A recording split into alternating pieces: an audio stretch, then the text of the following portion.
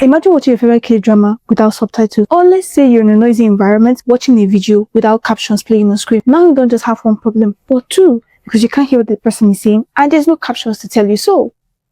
What would you do then?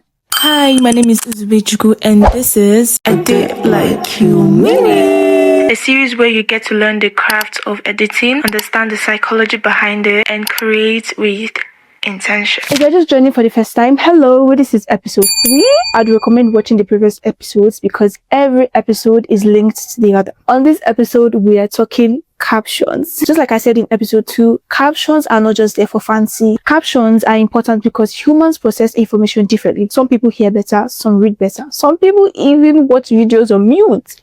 You can imagine that. So your captions are there to help people stay connected to your message. Now let's get to the interesting part because I'm going to show you how to generate captions on CapCut without having to manually type every word yourself. Let's get into it. Of course, the first thing you want to do is to add the video you're working with to your CapCut timeline. Then go to text and tap on captions. Once you tap on captions, CapCut gives you the option to choose where you want it to generate the captions from. For example, if your project has both your original video and an audio or voiceover attached to it, you can decide whether you want CapCut to generate captions from both of them or just one. If you only want captions from your video, just turn off the audio option. But if you want captions from your audio and not the video, then turn off the video option. Once you've selected what you want, you can go ahead and generate the captions. Now, for generating, you also notice that CapCut gives you different caption templates. These are basically preset styles for how your captions will appear on screen. Personally, I don't use them. I usually generate my captions using the default style first. Then after the captions have been generated, I go back to customize everything myself. Fonts, the animation, the colors, and every other little detail. One thing you should know is that CapCut isn't always perfect. So after your captions have been generated, play the video from the beginning and pay attention to the captions on the screen. If you notice any mistakes,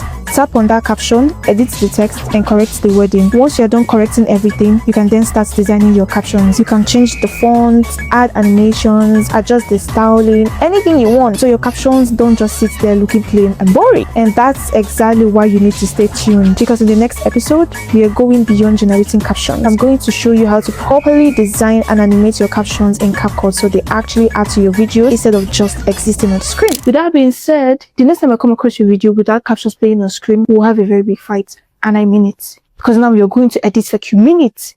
Because you do. Don't you? Au revoir!